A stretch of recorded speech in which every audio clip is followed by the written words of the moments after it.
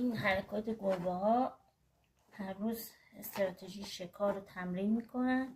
این فکر میکنه الان موش گرفته، دست من موشه، گوشاش اینجوری خم میشه، با پا میزنه. این استراتژی شکارش، غریزه شکارش، این هر روز تمرین میکنه. موش که نگرفتی این کارا رو میکنی. اینا این گوشاش خم میشه، در با پاش، با این دوتا پاش هم میزنه. این وقتی موش میگیری این کار رو انجام میده. بدبخت موشی که دست تو میافته. آقای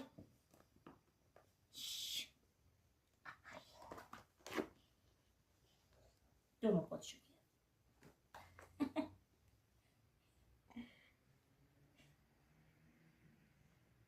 دستیم برفی شیطون. موش که نگرفتی. ما هر روز با این وضعیت، هر روز